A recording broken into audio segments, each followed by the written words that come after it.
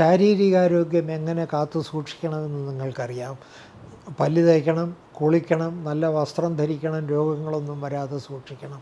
പക്ഷേ ഒരു മാനസിക ആരോഗ്യം ഉള്ള ഒരാളായിട്ട് ജീവിക്കണമെങ്കിൽ മനസ്സിലേക്ക് കടന്നു വരുന്ന ചിന്തകൾ എന്താണ്, മനസ്സിൽ തോന്നുന്ന ആഗ്രഹങ്ങൾ എന്താണ്, മോഹങ്ങൾ എന്താണ്, അത് വേണ്ടതേത്, വേണ്ടാത്തതേത്, ഏത് സ്വീകരിക്കണം, ഏത് തിരസ്കരിക്കണം, ഇത് മനസ്സിലാക്കാനുള്ള കഴിവ് കൗമാരപ്രായത്തിലേ ഉണ്ടാകണം.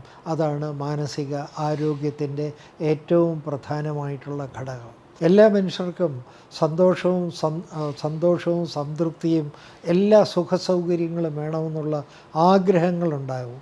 പക്ഷേ ആഗ്രഹങ്ങൾ ആവശ്യമുള്ളതാണോ ആവശ്യമില്ലാത്തതാണോ, ഇത് എനിക്ക് ഗുണമുണ്ടാക്കുമോ ദോഷമുണ്ടാക്കുമോ എന്നുള്ള വിവേചന ശക്തിയുള്ളതാണ് മാനസികാരോഗ്യത്തിൻ്റെ മറ്റൊരു ഘടകം.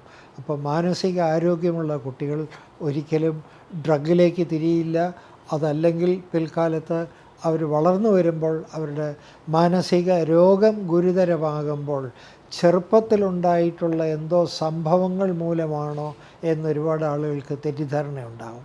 ചെറുപ്പത്തിലെ മാനസികാരോഗ്യം കുറവായിട്ടുള്ള ഒരാളിന് പ്രായമായി വരുമ്പോൾ ജീവിതത്തിലെ പല പ്രതിസന്ധികളെയും പല പ്രശ്നങ്ങളെയും നേരിടാനുള്ള ബുദ്ധിമുട്ടുകൾ ഉണ്ടാകുമ്പോൾ അത് പല പെരുമാറ്റ വൈകൃതങ്ങളായിട്ട് കാണുകയും അതിനെ ആളുകൾ മനോരോഗം എന്നപ്പോൾ വിളിക്കുകയും ചെയ്യും. അപ്പോൾ ആ മനോരോഗത്തിൻ്റെ ആരംഭം പലപ്പോഴും കൗമാരത്തിലോ ബാല്യത്തിലോ തന്നെ ആയിരിക്കാം. ഇതെല്ലാം ഒരു സൈക്യാട്രിസ്റ്റിനെ സമയത്ത് പോയി കാണുകയാണെങ്കിൽ നല്ലതാണ്. ഈ സൈക്യാട്രിസ്റ്റിനെ പോയി കാണുക എന്നുള്ളത് സമൂഹത്തിൽ ഒരുപാട് തെറ്റിദ്ധാരണ ഉളവാക്കുന്നതാണ്. ഈ ഭ്രാന്തുള്ളവർ മാത്രമല്ല സൈക്യാട്രിസ്റ്റിനെ വന്ന് കാണുന്നത്.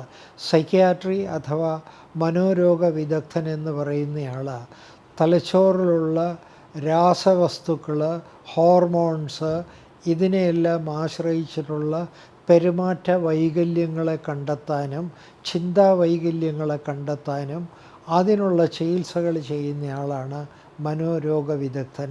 അല്ലാതെ ഭ്രാന്തിനുള്ള ചികിത്സ ചെയ്യുന്ന ഡോക്ടറല്ല.